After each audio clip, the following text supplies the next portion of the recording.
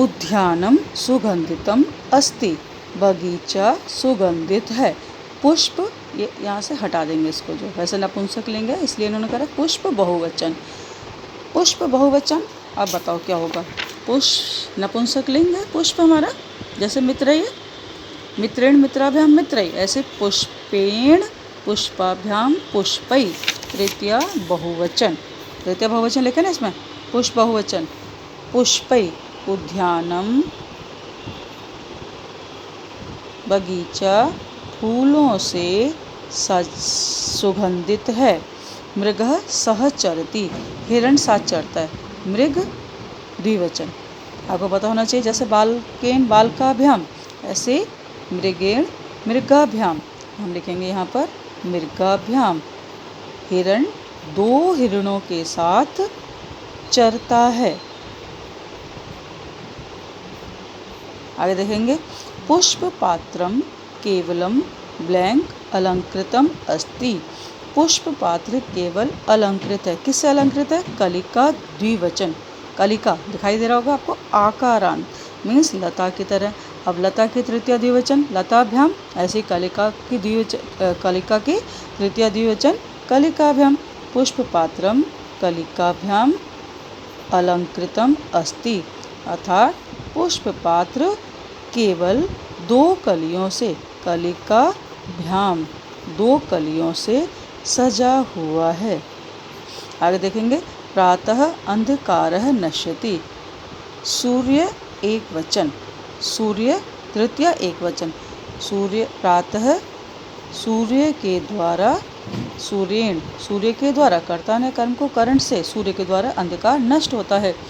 गृहस्वामी, फिर मूषिका बहुवचन, तृतीय बहुवचन बताया, वो तृतीय विभक्ति के ही सारे शब्द होने भरने इसमें, जो किसी में एक वचन है, किसी में द्विवचन है, किसी में बहुवचन है। अब देखो, गृह स्वामी अर्थात घर का स्वामी दुखी है, मूषिकाओं से दुखी है, तृतीय बहुवचन। लता की तृतीय बहुवचन लतया लताभ्याम लताभिः, ऐसे ही मूषिकाभिः चूहियों के द्वारा, मूषिकाभिः। तो बच्चों, ये वाला प्रश्न भी आप अपनी कॉपी में करोगे, ये भी अपनी कॉपी में करोगे गृह कार्य की तरफ, और ये आपको अपनी पुस्तक में करना है। मैं लिख देती हूँ यहाँ पर, पुस्तक में। ये प्रश्न आपको पुस्तक में ही करना है। आगे देखेंगे अगला प्रश्न, पुष्प, देखेंगे सब बच्चे, पुष्प त्रोटनम किमर्थम उचितम न अस्ति, शुद्धम उत्तरम सही इति चिह्नेन चिह्नित करो। पुष्प तोड़ना क्यों, क्लियर हो रहा है बच्चों?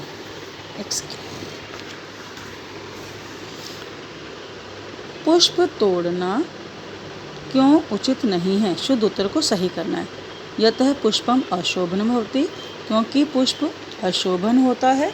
अशोभन का मतलब अच्छा नहीं होता। यतः एतै उद्यानस्य शोभा भवति, क्योंकि इनके द्वारा बगीचों की शोभा होती है। यतः पुष्पेषु कीटाः भवन्ति, क्योंकि फूलों पर कीड़े होते हैं। अब इनमें से तीनों में से कौन सा सही है बताइए? क्योंकि पुष्प अच्छा नहीं होता, क्योंकि इनसे बगीचे की शोभा होती है, यतः पुष्पेषु कीटाः भवन्ति, क्योंकि फूलों में कीड़े होते हैं। बताइए तीनों में से कौन सा सही है? पुष्प तोड़ना क्यों उचित नहीं है? क्योंकि इनसे उद्यान की शोभा होती है। ये अब आपको केवल एक ही लिखना है। आगे देखेंगे, आम अथवा न इति लिखत, हाँ या न लिखना है। ठीक है, ये प्रश्न आप अपने आप करोगे और पुस्तक में करोगे, पुस्तक में ही करना है, अपने आप करना है। प्रश्न 6, जैसे विजय कारयान से विद्यालय जाता है, पीछे चेक करोगे कार से जाता है कि किससे जाता है। सर्वे छात्र बस से आने नैव गच्छन्ति, सभी छात्र बस से ही जाते हैं, पीछे से अपने आप चेक करोगे। तो ये प्रश्न आपको अपनी पुस्तक में यहीं आम, आम मीन्स होता है हाँ, और न मतलब नहीं। आम अगर हाँ है तो हाँ लिखो, आम लिखोगे, और ना है तो ना लिखोगे। जैसे मैं एक उदाहरण बताती हूँ, जैसे उद्यानम वृक्षैः सुशोभितः अस्ति, बगीचा वृक्षों से सुशोभित है। तो हाँ ना, तो यहाँ लिखेंगे हम आम, हाँ। बाकी आप स्वयं करोगे अपना, ठीक है। अगला देखेंगे सब बच्चे, पूर्व पठितस्य अभ्यासः, पहले पढ़े हुए का अभ्यास जो हम पहले पढ़ चुके हैं। वर्ग प्रहेलिकातः पुल्लिंग स्त्रीलिंग नपुंसकलिंग पदानि चित्वा लिखा। ये वर्ग प्रहेलिका बनी हुई है, इसमें हमारे पुल्लिंग स्त्रीलिंग और नपुंसकलिंग के 1 2 3 4 5 1 2 3 4 5 5 शब्द हमने छांटने हैं। बेटा ये आपका एक्टिविटी है, क्रियाकलाप, आपको हेडिंग डालनी है क्रियाकलाप, और आप मुझे अपनी किसी पेज पर या कॉपी में दिखाओगे करके, ठीक है। अच्छा सुंदर सा करोगे, कैसे करोगे बता रही हूँ। हमने पुल्लिंग स्त्रीलिंग और नपुंसकलिंग के शब्द निकालने हैं, एक एक निकाल के दिखा रही हूँ। जैसे एक तो देखो उदाहरण बना हुआ कंदुकानी, नपुंसकलिंग है ना, हमने यहाँ लिख दिया कंदुकानी। यह आपकी एक्टिविटी है जिसको हम हिंदी में क्रियाकलाप कहते हैं।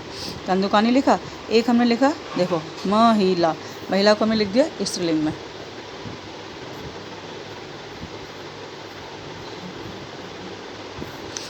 पुल्लिंग पदानि, पुल्लिंग में हमने एक और निकाला, हमने जैसे लिखा मूषक, मूषक ये लिख दिया हमने, पुल्लिंग है ना हमारा ये, मूषक, मूषक आ की मात्रा स्त्रीलिंग में, आनी लगा नपुंसकलिंग।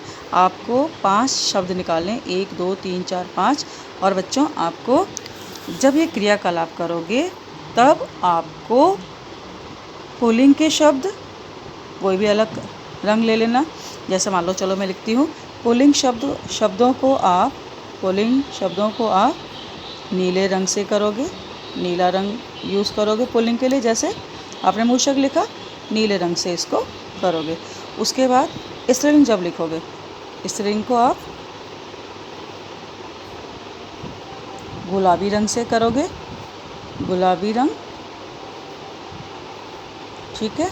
और नपुंसकलिंग शब्दों को आप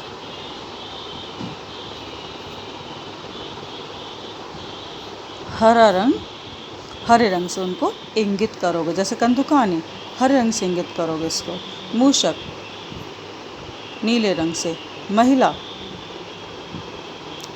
गुलाबी रंग से। तो बच्चों आपको इस पाठ का अभ्यास समझ आ गया होगा।